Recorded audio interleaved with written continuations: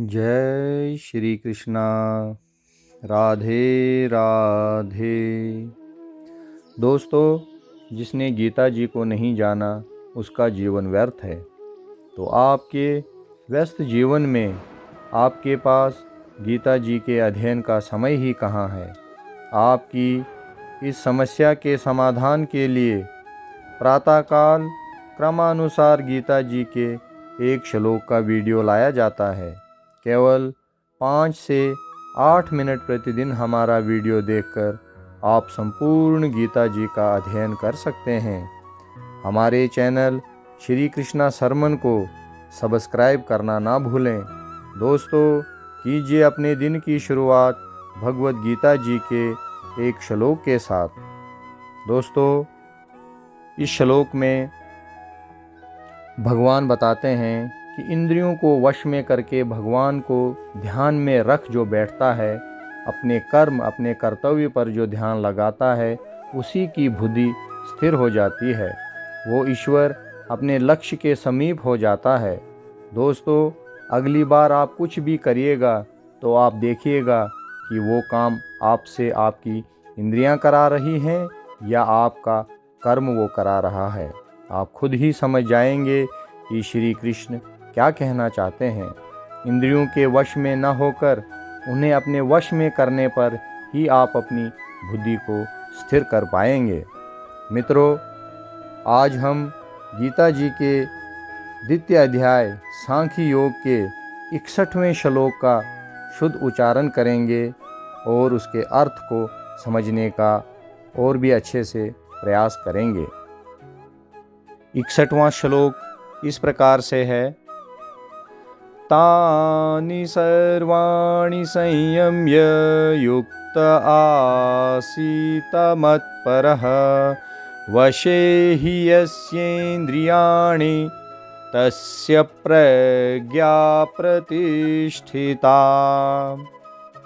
अर्थात, जो इंद्रियों को पूर्णतया वश में रखते हुए इंद्रिय संयमन करता है और अपनी चेतना को मुझ में स्थिर कर देता है, वो मनुष्य स्थिर बुद्धि कहलाता है। यहाँ पे भगवान श्री कृष्ण बताते हैं कि इसीलिए साधक को चाहिए कि वो उन संपूर्ण इंद्रियों को वश में करके समाहित चित्त हुआ मेरे परायण होकर ध्यान में बैठे, क्योंकि जिस पुरुष की इंद्रियां वश में होती हैं उसी की बुद्धि स्थिर हो जाती है। दोस्तों, इस श्लोक में बताया गया है कि योग सिद्धि की चरम अनुभूति कृष्ण भावनामृत ही है। जब तक कोई कृष्ण भावना भावित नहीं होता तब तक इंद्रियों को वश में करना संभव नहीं है। जैसा कि पहले ही कहा जा चुका है, दुर्वासा मुनि का झगड़ा महाराज अम्बरीश से हुआ, क्योंकि वे गर्ववश महाराज अम्बरीश पर क्रुद्ध हो गए, जिससे अपनी इंद्रियों को रोक नहीं पाए। दूसरी ओर, यद्यपि राजा मुनि के समान योगी न था, किंतु वो कृष्ण का भगत था और उसने मुनि के सारे अन्याय सह लिए, जिससे वो विजय हुआ। राजा अपनी इंद्रियों को वश में कर सका।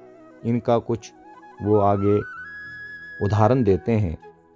राजा अम्बरीश ने अपना मन भगवान कृष्ण के चरणारविंदों पर स्थिर कर दिया, अपनी वाणी भगवान के धाम की चर्चा करने में लगा दी, अपने कानों को भगवान की लीलाओं के सुनने में, अपने हाथों को भगवान का मंदिर साफ करने में, अपनी आँखों को भगवान का स्वरूप देखने में, अपने शरीर को भक्त के शरीर का स्पर्श करने में, अपनी नाक को भगवान के चरणारविंदों पर भेंट किए गए फूलों की गंध सूंघने में, अपनी जीभ को उन्हें अर्पित तुलसी दलों का आस्वाद करने में, अपने पाँवों को जहाँ जहाँ भगवान के मंदिर हैं उन स्थानों की यात्रा करने में, अपने सिर को भगवान को नमस्कार करने में तथा अपनी इच्छाओं को भगवान की इच्छाओं को पूरा करने में लगा दिया।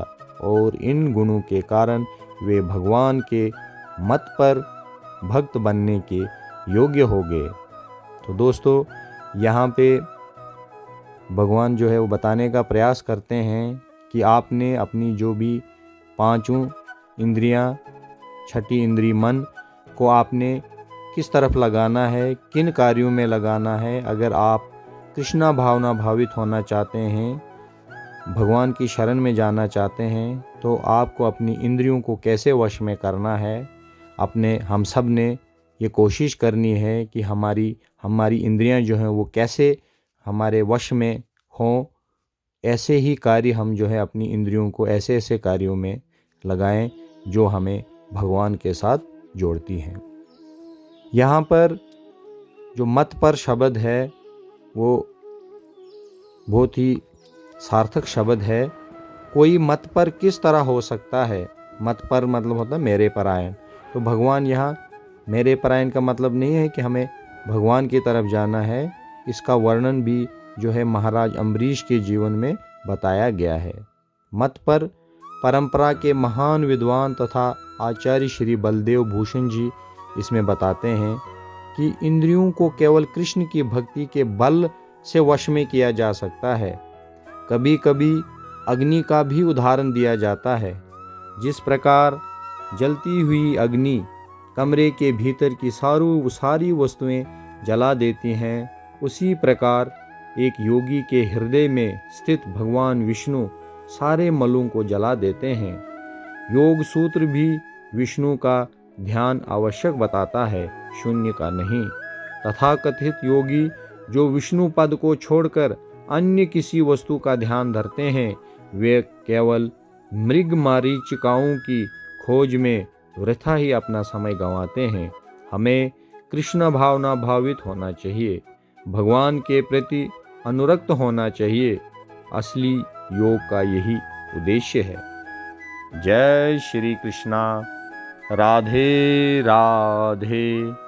तो दोस्तों, इस श्लोक में भगवान बताने का प्रयास करते हैं कि हम कैसे अपने बुद्धि को एकाग्र कर सकते हैं, कैसे हम अपनी बुद्धि को स्थिर कर सकते हैं। तो इस श्लोक में भगवान बताते हैं हमें कि हमें अपनी सभी इंद्रियों को कैसे वश में करना है, कैसे कैसे कार्यों में हमें अपनी इंद्रियों को लगाने का प्रयास करना है। तभी जाके जो है हम अपनी बुद्धि को स्थिर कर सकते हैं और अपनी इंद्रियों को वश में कर सकते हैं। दोस्तों, अगर आपको ये वीडियो अच्छी लगे तो इसे अन्य ग्रुप्स में शेयर करें।